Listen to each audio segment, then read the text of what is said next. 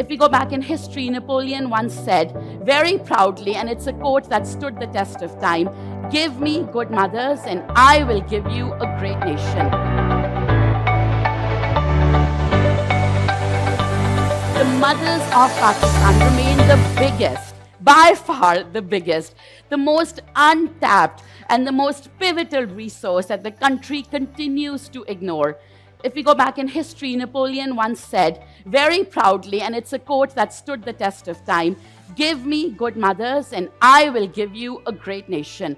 Today, here, I claim, give Pakistan informed, educated mothers who have a voice, and you will have a great Pakistan economically, financially, and developmentally. You know, when we talk about mothers, we talk very emotionally. We talk about how we all love our mothers, which we do, how our mothers have given us so much, which they have, how we owe our lives to mothers, which we probably do.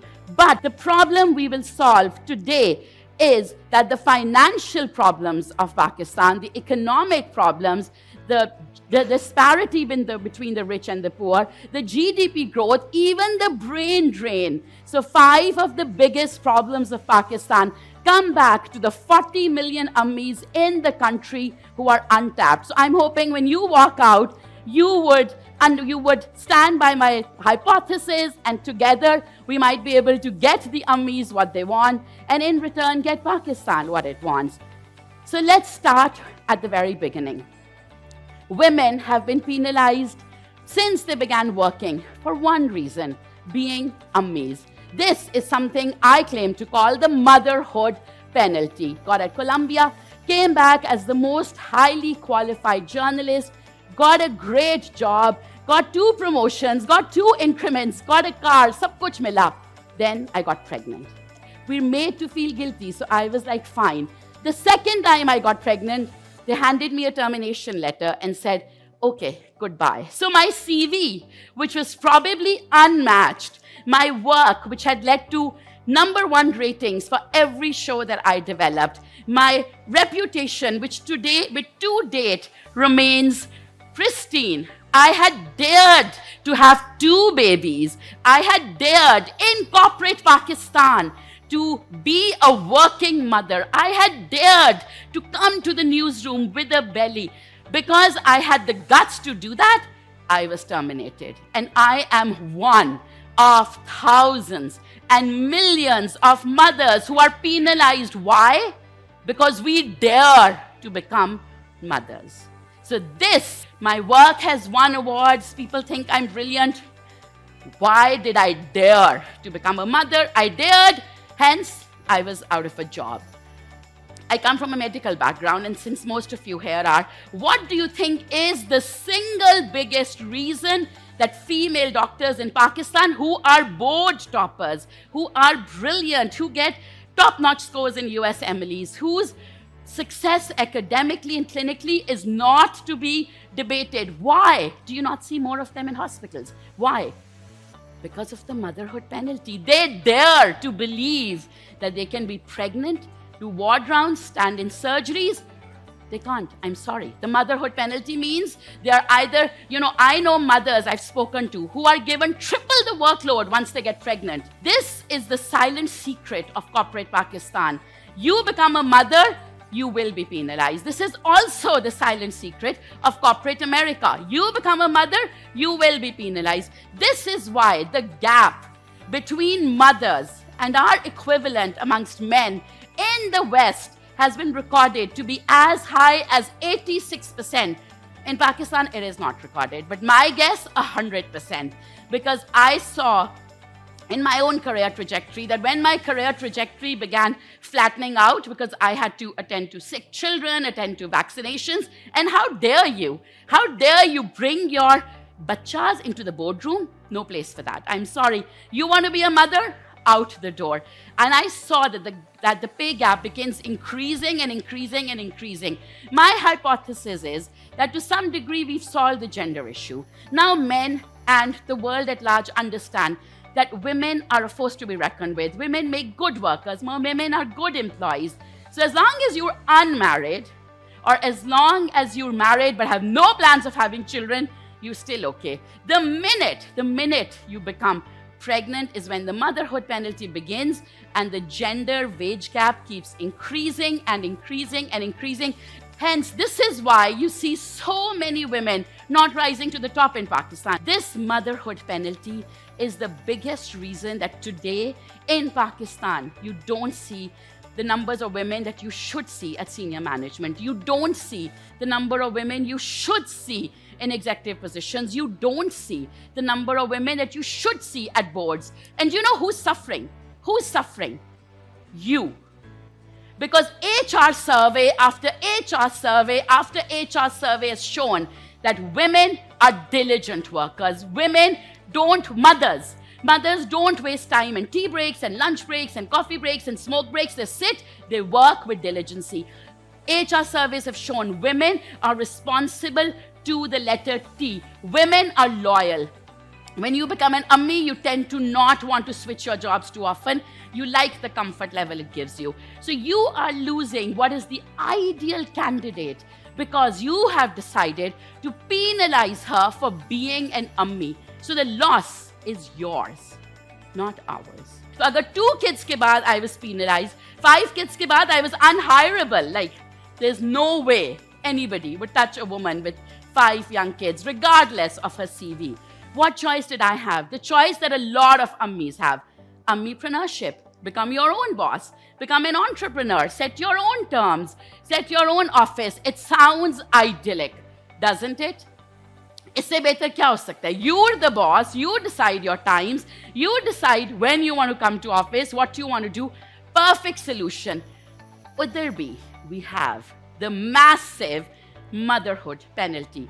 What happens over there? Let's first talk about why, where Ammis are the ideal employees, they are also the ideal entrepreneurs. A lot of studies have shown that when mothers commit to a business, they tend to commit to it long term. Whereas when men commit to a business, they tend to commit to it based on greed, based on monetization. So they tend to commit to it short term. When mothers commit to any business, they tend to commit to it with passion, whereas men tend to be motivated by their wallets. Yes, their passion, but a lot of it is their wallets. So hence, if the returns are falling, they might pivot. The returns are falling again, they might sell the business, give it to somebody else, start another business. All good. That's not what Ammipreneurs do.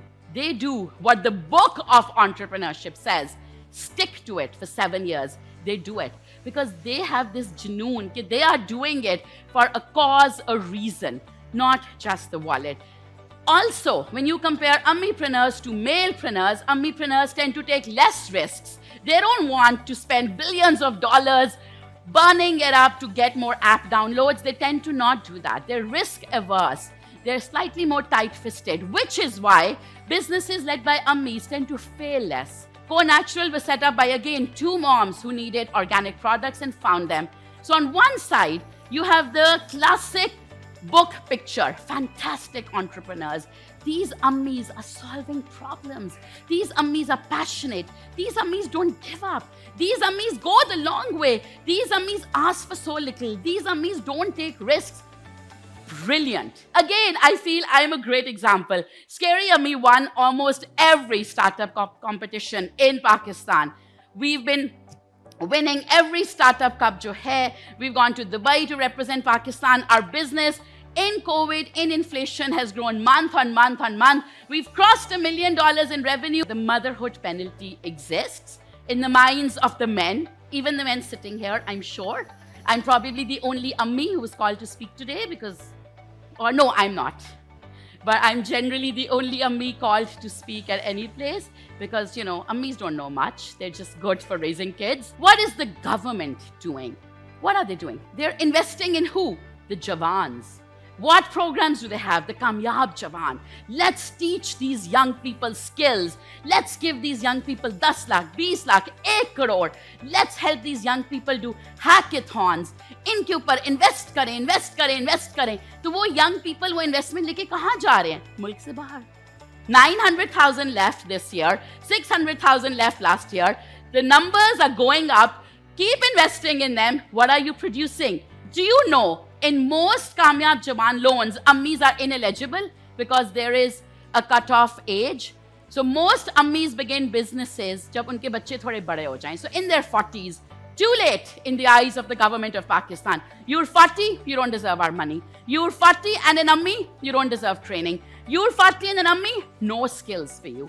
Too bad. So instead of investing in the ammis who are going to stay in Pakistan because unki ammiyan idhar hain, so ammis tend to at the age of 40 want to stay to serve their parents and to bring up their children. Instead of investing in ammis who are actually doing businesses, how many of them have been supported by the government? None. Because the government wants to support the Jawans, and the Jawans want to go to other countries to be their Jawans. So these ammis who were first penalized in the corporate world, then penalized by VCs and investors as entrepreneurs, are now being told by the government, too late. How dare you think कि हम आपको help करेंगे? क्यों? You have nothing to contribute. Just go die. So this is, in short, why I believe investing in ammis, an untapped resource, the most educated resource, the most qualified resource, the most passionate resource, in some ways the most patriotic resource. Ask an ammi jiske bacche Pakistan mein hai, that would you take 2 steps for your country, and they'll say we'll take one. Again, whether they do it for the country or not, they will do it for their children. You know, you empower one ammi through her job or her business. You have empowered a generation. You know, I know that you are not policymakers. You're not sitting here deciding कि कामयाब जवान की age limit क्या होनी चाहिए. You're not sitting here deciding what the maternity leave policies of this country should be. But my plea to all of you would be aware of how society, how policies, and how this country that we are all a part of is penalizing itself. Today, if we remove the motherhood penalty, everything would improve, from GDP to retention to enough. We don't need to then worry about brain drain. Our own brains, the 40 million brains sitting here, जिनको आपने धक्का मार के कहा है कि too bad your mothers, उनको वापस बुलाएं, फिर जादू देखें. Thank you.